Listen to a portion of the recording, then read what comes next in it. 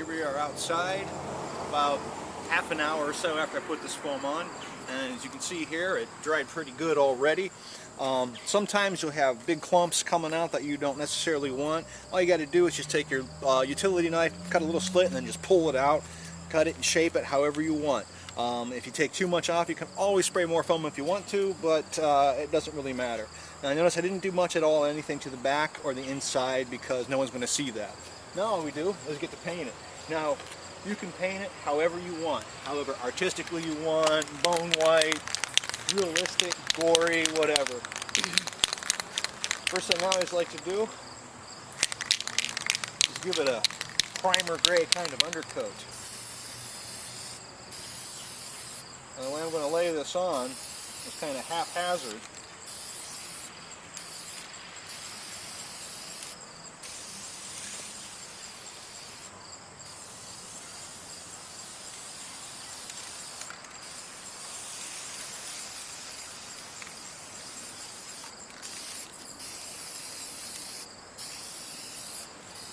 Doesn't really matter how you lay it down. I've got a couple bare spots. I want to make sure I get those real good.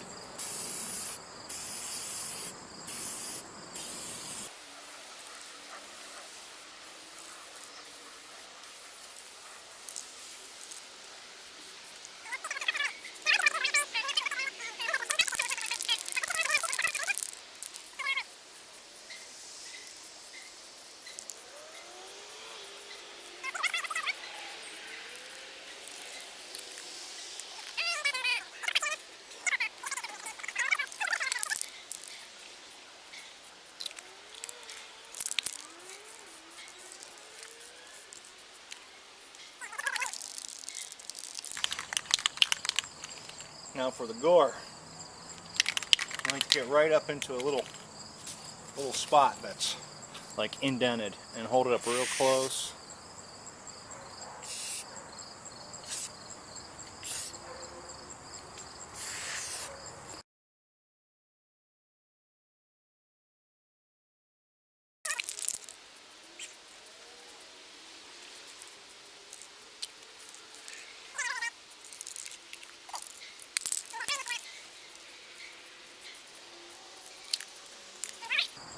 We have one rotting corpse.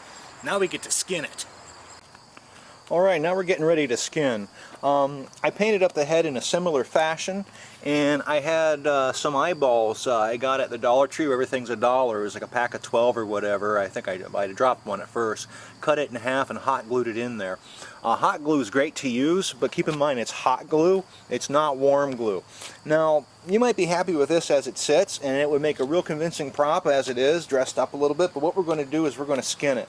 We're going to take this saran wrap here, and we're going to wrap it around this little puppy to simulate some flesh.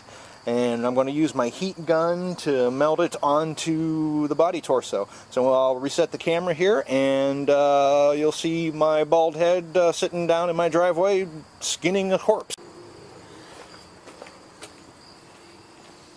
Alright, the process of doing the skinning is pretty easy. By the way, I attached the head by just cutting a slit here in the back of the skull and just jamming it on the stick.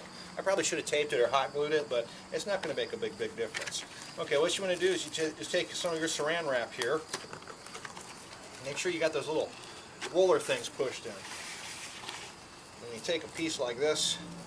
It doesn't have to be good, it doesn't have to be perfect. In fact, the more gnarled it is, the better.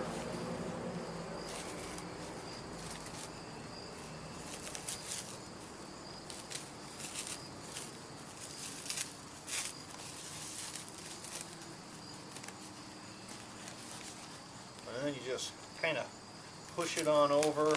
I got this eye here, so I want to rip a little hole here for the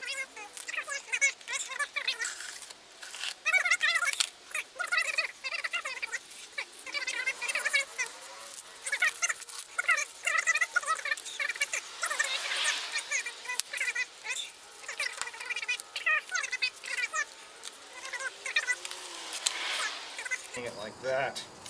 Stretch it over a little bit. Give myself a hole here, a hole there. Here's a hole, there's a hole. I'm not liking how that looks. I want to keep that exposed. I leave that great. And here I got the red. I want that to drape as well.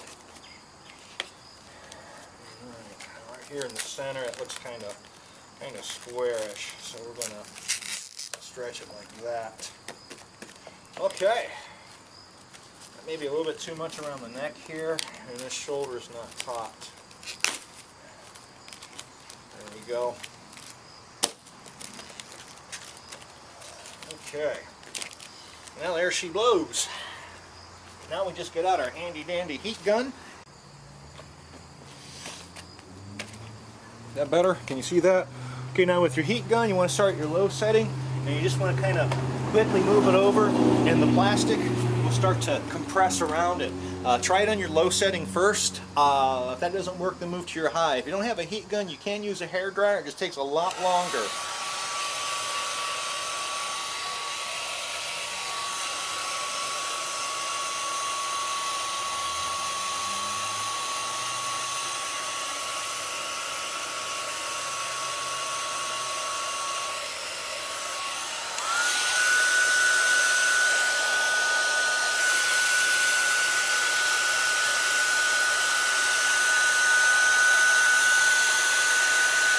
There, now you see how it's shrinking to the contours of the body right there?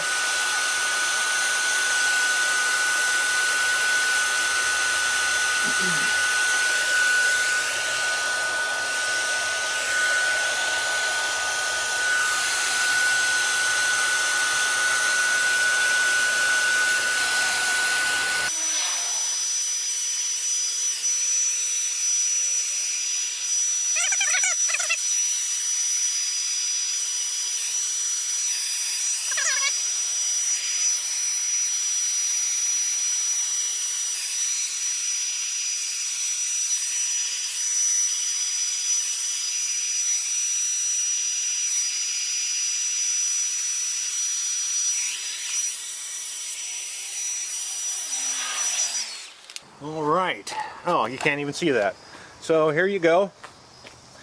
One ugly, nasty, zombie type dead body. All right, and now we're going to brush on some wood stain over top the plastic to give it a skin-like look. And no need to see that. You just use wood stain, you brush it on there, and I'll show you when it's done. Okay, and there it is, all completed. You can see here you get like a little bit of the rotting skin effect. You just brush on some wood stain real quick, and then you dab it off. You don't wipe it off, but it gives it kind of a rotting effect, and you can still see the contouring and everything underneath it.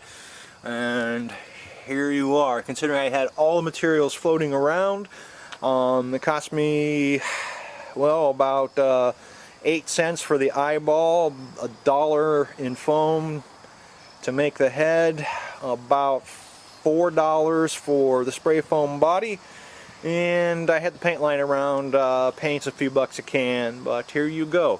So there is my torso only. Of course, you can take this as far as you want. You can make arms and legs and everything else. For this one, it's going to be, I don't know what we're going to do with him yet, but I'm going to put some type of arms and some type of open shirt on him. Maybe put some skeleton hands or something on him. So here you are, and happy Halloween from Loki's Reverie.